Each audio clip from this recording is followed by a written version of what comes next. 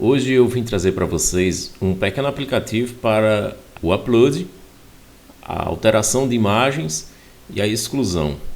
Para fazer esse pequeno app, eu já criei um pequeno projeto com base nos vídeos anteriores. Eu vou dar só uma repassadazinha para não ficar nenhuma dúvida, para que você possa acompanhar. O conteúdo desse arquivo vai estar disponível para download. Então, primeira coisa, eu criei um projeto simples, sem contas de usuários, para ficar mais leve, e depois, quando esse projeto for crescendo, a gente pode colocar as contas de usuários sem nenhum problema. Então, criado o projeto, instalei essas 4 bibliotecas: a Microsoft ASP.NET Core Diagnostics, Entity Framework Core, a MVC Razor Runtime Compilation, a Entity Framework Core Tools e Pomelo Entity Framework Core MySQL. Pomelo para acessar o banco de dados MySQL, a Runtime Compilation para que atualize as páginas em tempo de execução, e essas outras duas aqui é para fazer as migrations, os update database e algumas outras configurações do Framework Core. Bem, com as bibliotecas já instaladas, o próximo passo é virmos aqui ao arquivo Programs, e eu vou maximizar, virmos ao arquivo Programs e colocar essa linha de código que é para conexão com o banco de dados MySQL. Quando a gente coloca essa conexão com o banco de dados MySQL, vai aparecer aqui um errinho, porque o arquivo application.db context ainda não existe. Também vai aparecer um erro aqui nessas duas variáveis, que são essa linha aqui. Então, colocando essa linha aqui acima, esse erro já vai desaparecer. Essas linhas você não tem que estar decorando esses códigos, é só copiar e colar de um arquivo para outro, pois serão sempre iguais. A única diferença seria que o application.db context, eu tenho que criar o contexto do banco de dados com esse nome aqui, exatamente. Se eu criar com um nome diferente, obviamente aqui vai ser o nome diferente, que vai ser o nome dessa classe. Eu criei a classe application.db context dentro de uma pasta chamada data, ou data. Ela vai herdar de db context, porque quando você cria a classe, ela não aparece com esse aqui. Você coloca herdando db context. Essa linha você também não tem que decorar, é a mesma, copia e cola.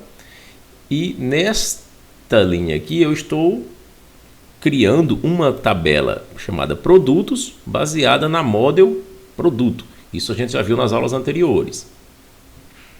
Então a model produto foi criada aqui com dois campos simples, um campo ID e o campo string com o nome do produto. O ID eu não preciso determinar que vai ser a key, porque quando a gente já coloca o produto ID ou apenas ID, o Entity Framework Core já reconhece que esse atributo aqui será a chave primária da tabela.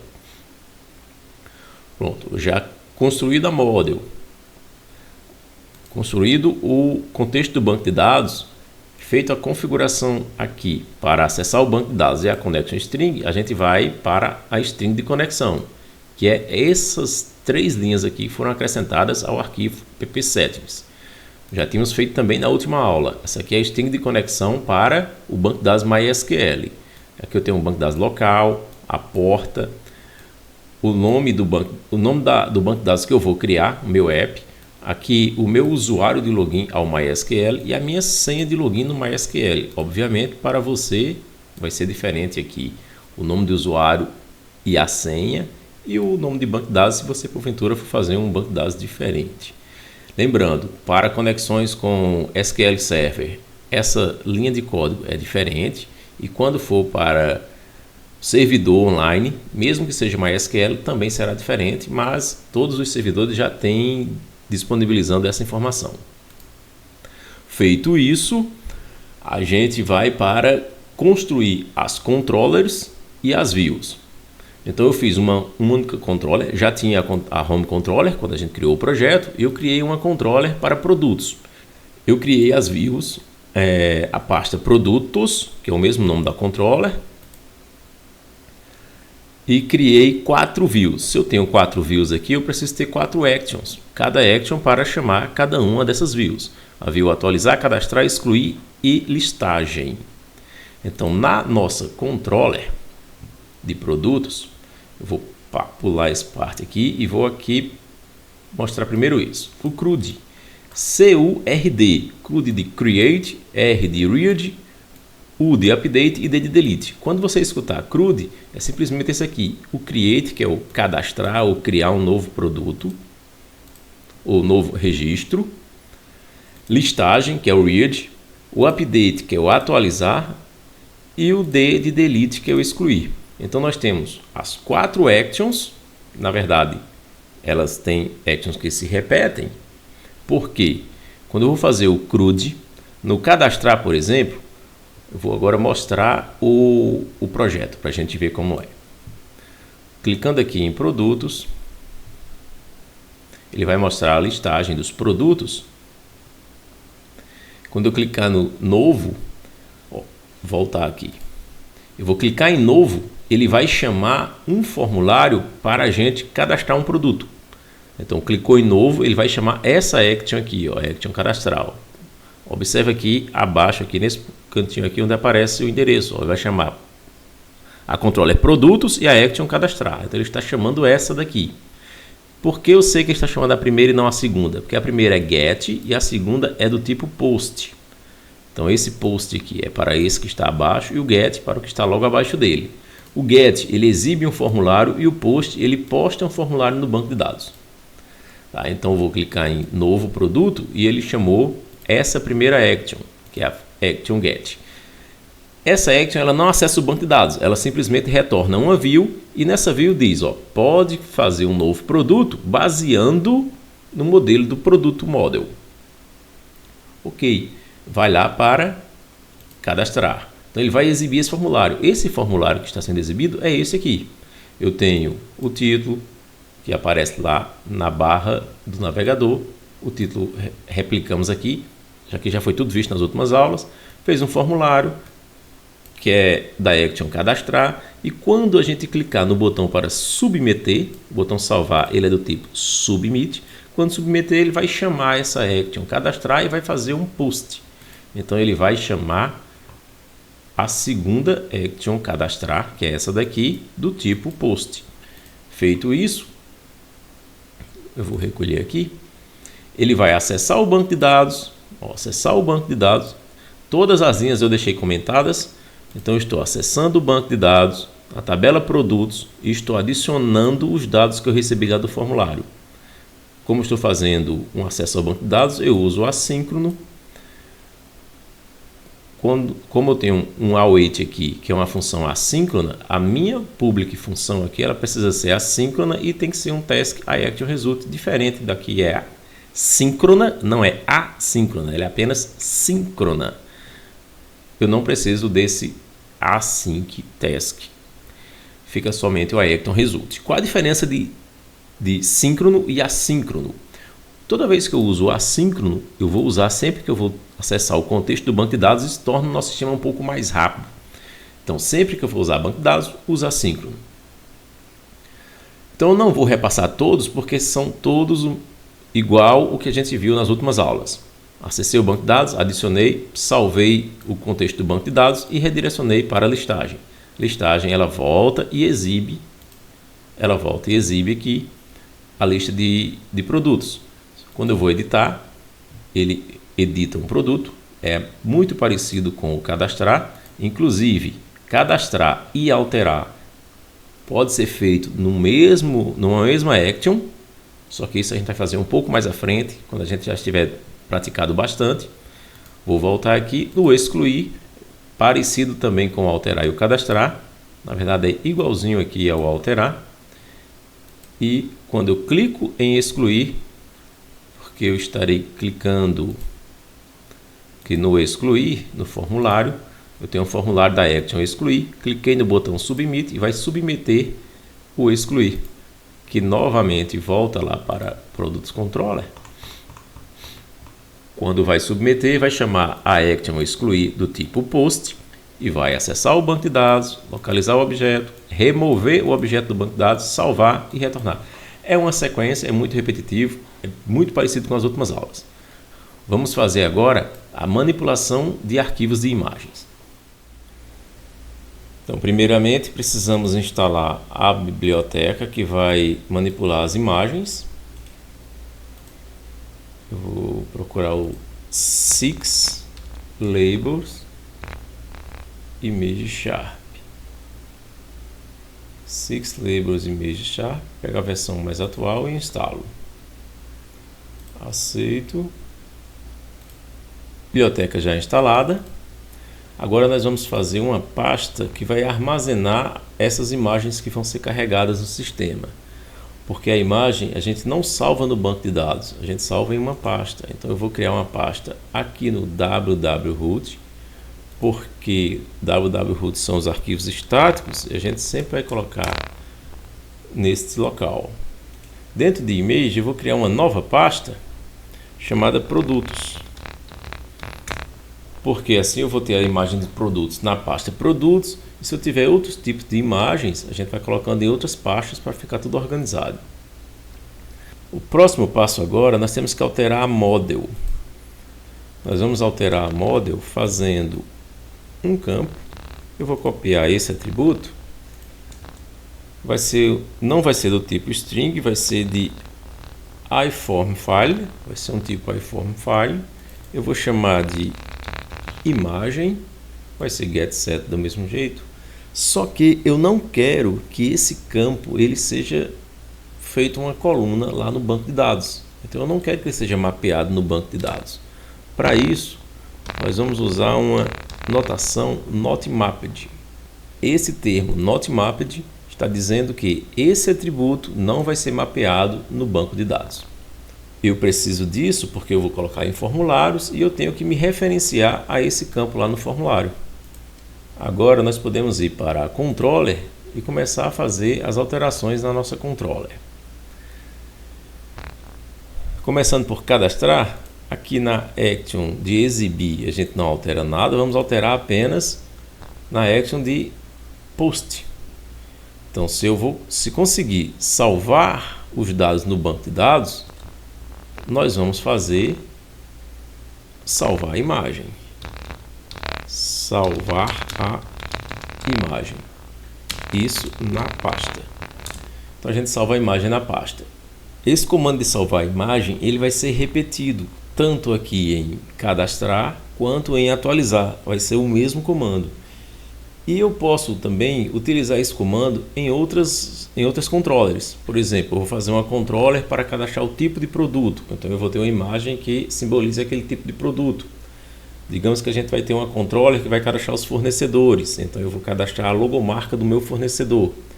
Então, como esse código de salvar a imagem ou alterar a imagem vai se repetir muito, e é um código que não é tão pequeno, o que nós podemos fazer é criar uma função que pode ser acessada por qualquer controller ou por qualquer classe.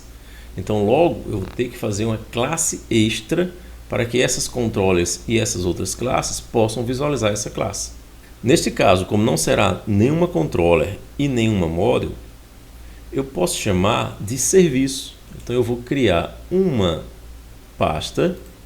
Essa pasta eu vou chamar de services. E nessa pasta services eu vou criar uma classe. Adicionar uma classe. E essa classe eu posso chamar de carregar imagem, por exemplo. Carregar imagem. Esse nome poderia ser qualquer um. Carregar imagem CS. Então, criei a classe carregar imagem CS. E aqui eu vou colocar o código que faz o carregamento dessa imagem.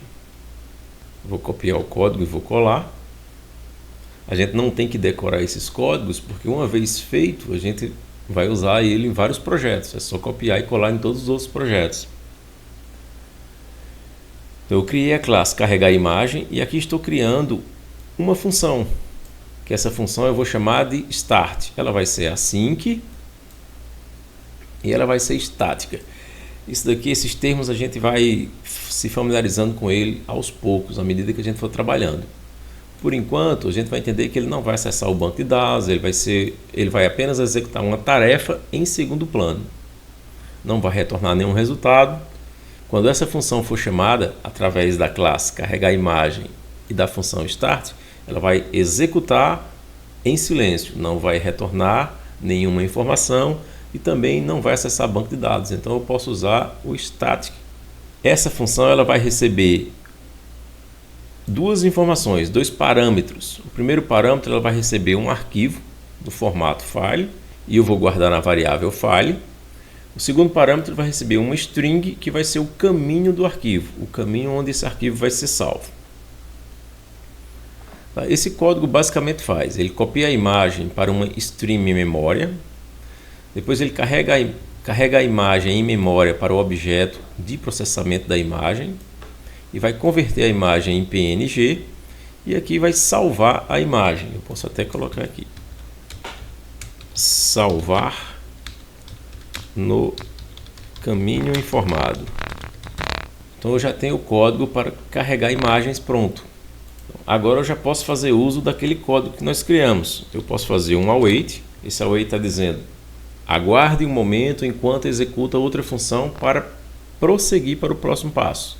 Então esse await vai dar uma pausa no sistema. Essa pausa é imperceptível, mas é importante para que o sistema funcione bem. E vou chamar o carregar imagem. Já chamei a classe carregar imagem. E aqui ele já referenciou o using meu app, que é o namespace, e da pasta services. Ele já reconhece que a classe carregar imagem está na pasta services. Dessa carregar imagens eu vou chamar a função start, e dessa função start eu tenho que passar dois parâmetros, por isso está apresentando o erro. Não há nenhum argumento fornecido que corresponda ao parâmetro necessário file de carregar a imagem. Então eu tenho que passar esses dois parâmetros, iFormFile e string. Então esse iFormFile eu vou passar da variável dados, que vem do meu formulário, do campo imagem, e o segundo parâmetro vai ser o caminho onde eu vou salvar esse arquivo. E esse caminho onde nós vamos salvar vai ser uma string www.root, que é o caminho dessa pasta, imagem produtos, então /img /produtos. Agora eu tenho que dizer o nome do arquivo que eu quero salvar, e o nome desse arquivo vai ser sempre o ID do produto que foi cadastrado. Para colocar o ID aqui eu tenho que fazer uma interpolação de strings. Aqui nesse ponto eu posso colocar entre chaves dados.id. Dados, a variável que veio lá do formulário, ID, letra maiúscula. Então eu estou informando que deve salvar essa imagem que foi carregada lá no formulário neste endereço, e o nome do arquivo vai ser o ID do registro. Neste ponto, nós temos que fazer um tratamento de erro, porque se o usuário não carregar nenhuma imagem na hora que estiver cadastrando o produto, vai resultar em um erro, porque ele vai tentar carregar a imagem, sendo que não foi carregada nenhuma imagem pelo usuário. Então, para isso não acontecer, a gente vai fazer um if. O if vai dizer só execute se atender uma condição. E qual vai ser essa condição? Se dados imagem for diferente, exclamação igual, quer dizer diferente de nulo, quer dizer, se tiver alguma informação no campo imagem, é porque o usuário carregou a imagem. Se ele carregou a imagem, grave essa imagem na pasta. Se não carregou, ele não vai executar nada, vai passar para o próximo ponto, para o próximo passo. Agora temos que atualizar a view de cadastro, para que nesse ponto aqui nós possamos colocar um campo ou um input para carregar a imagem. Então isso daqui já é padrão do Bootstrap. A gente não tem que decorar esses códigos. Lá no site do Bootstrap é uma biblioteca imensa com vários códigos, e a gente vai buscar aquele que nos interessa. Mais à frente vamos fazer vídeos onde você vai conseguir utilizar todas essas funcionalidades do Bootstrap de forma bem simples. Aqui eu vou chamar de carregar imagem, porque label é o texto que vai aparecer para o usuário. Esse input ele vai se referenciar ao campo imagem, ó. Por isso que lá na model nós colocamos um campo, mesmo que ele não seja mapeado, mas para que as views consigam visualizar esse campo e passar essa informação para a controller. E esse campo ele vai aceitar imagens de qualquer tipo. Agora vamos rodar o projeto e ver como está o nosso novo formulário de cadastrar produtos, agora carregando uma imagem. Vamos clicar em produtos, ele vai para a listagem de produtos, novo produto. O nosso formulário agora já tem o campo de carregar imagem, que ele ainda vai apresentar um erro, porque eu esqueci de colocar uma informaçãozinha aqui no cabeçalho do formulário. Eu vou mostrar para vocês. Eu vou cadastrar um produto, aqui eu vou chamar esse produto de camisa e vou carregar uma camisa, e ele não vai criar o produto aqui. Ele cadastrou o produto, mas não criou a imagem, simplesmente porque aqui faltou uma informaçãozinha. Eu tenho que colocar esse código aqui para dizer que o meu formulário vai manipular imagens. Agora eu posso salvar. Como eu alterei apenas o código C#, ele vai funcionar. Então eu vou cadastrar um novo produto, vou cadastrar o produto pizza e vou carregar a imagem de uma pizza. Salvar.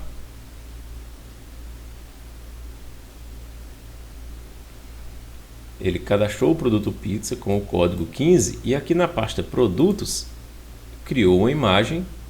A imagem chama-se 15, que é o ID do produto, 15 PNG. Vou fazer um novo cadastro. Vou cadastrar um novo aqui. Agora eu vou colocar camisa Flamengo e vou carregar a camisa Flamengo. Salvar.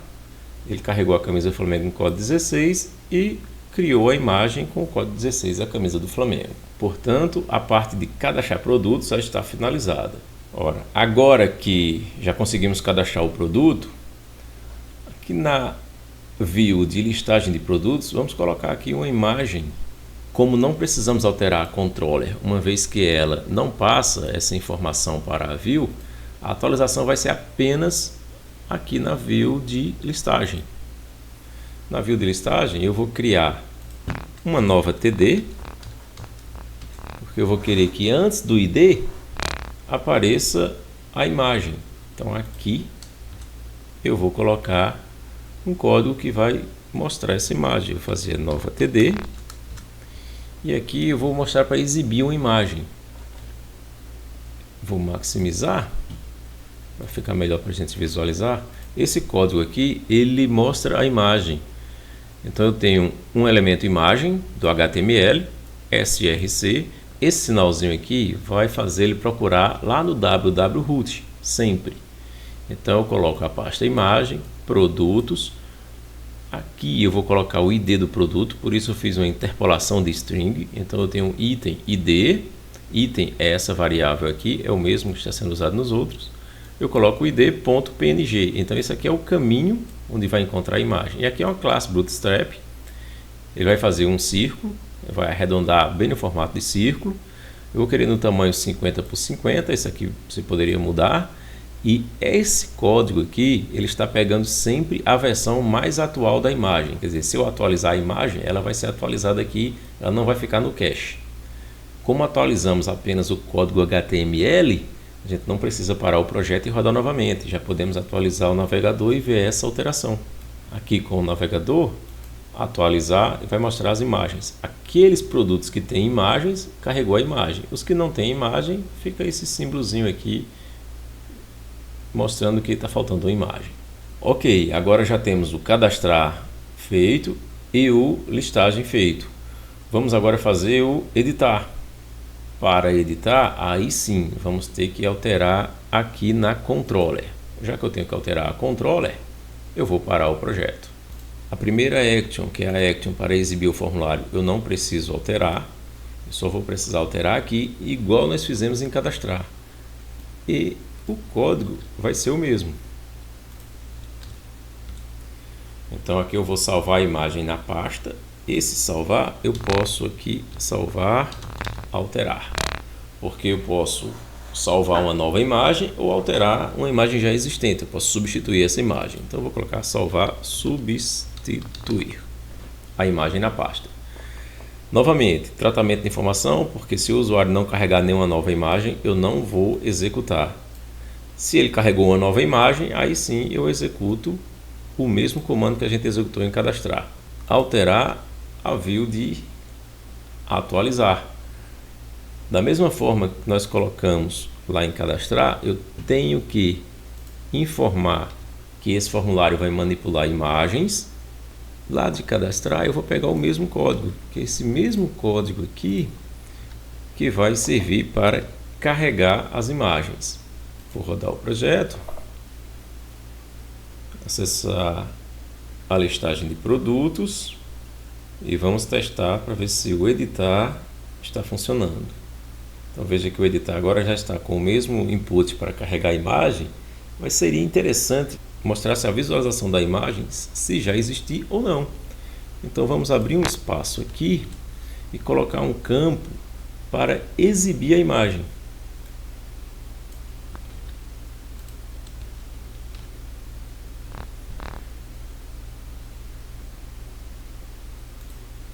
Esse campo que foi colocado numa div form group novamente é do Bootstrap. Aqui eu tenho o elemento HTML, src. Aqui vai ser o caminho que vai procurar essa imagem, igual a gente faz no HTML normal. Quando você vai criar um src, você vai colocar o caminho da imagem, a mesma coisa aqui. Eu vou colocar o arroba para dizer que eu vou usar um código C#, aí eu faço uma interpolação de string para que eu possa usar um campo variável. Estou usando uma classe do Bootstrap, pegando a versão mais atual da imagem, coloquei no tamanho 200 por 200 e coloquei uma bordazinha de 5px para deixar um cantinho um pouquinho arredondado. Vou salvar, atualizar. Ele está mostrando que esse elemento aqui ele não tem imagem. Então eu vou voltar aqui na camisa do Flamengo, vou editar, ele já vai carregar a imagem da camisa do Flamengo. Fico coladinho ali, vou colocar uma margem MT3, uma margem de topo, para que ele baixe um pouquinho. Ele baixou um pouco. Ótimo. Então, quando eu tenho um produto com imagem, ele mostra a imagem. Se eu tiver um produto sem imagem, ele não vai mostrar nenhuma imagem, obviamente. Agora nós vamos alterar essa imagem e ver se ela vai refletir aqui na pasta. Então, essa bola, eu vou procurar uma imagem que represente a bola. Vou colocar essa bola azul e vou salvar. Ele já veio para cá, já trouxe a imagem, colocou a imagem lá, é o código 1, então a imagem 1 é a imagem da bola. Se a gente for editar a bola novamente, ela já vai aparecer carregada a sua imagem. Portanto, a action e a view de atualizar já estão funcionando corretamente. O próximo vai ser excluir. Com o projeto parado, vamos alterar agora o código de excluir. Para excluir a imagem, se eu excluir um registro, eu não posso deixar uma imagem com o ID de um registro que não existe, vai ficar lixo no nosso banco de dados. Então eu vou fazer aqui o excluir imagem. Conseguiu salvar no banco de dados após a exclusão do registro, o próximo passo vai ser excluir a imagem. E para excluir a imagem, nós vamos passar uma variável, criar uma variável chamada caminho. Essa variável nós vamos colocar o endereço do caminho da imagem que nós estamos querendo excluir. Então é o www.root img produtos. O ID que recebeu para encontrar o registro a ser excluído é o mesmo ID que está no nome da imagem.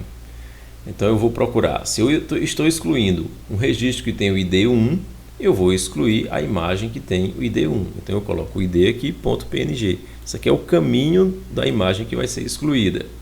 System.io file e mandar deletar o conteúdo da variável caminho, que é este aqui. Se eu mandar excluir um arquivo que não existe, vai gerar um erro. Então, para não gerar esse erro, nós vamos fazer uma condicional. E ele só vai deletar se essa condicional for atendida. Se existir este arquivo Se ele existir lá na pasta, ele vai ser excluído, senão não vai fazer nada. Então eu vou fazer um system.io.file.exists. Se esse arquivo existe, qual é o arquivo que eu quero procurar se existe? O arquivo que está na variável caminho. Então, se esse arquivo aqui existir, vai retornar true. Se retornar true, verdadeiro, ele executa. Então, ele deleta esse arquivo.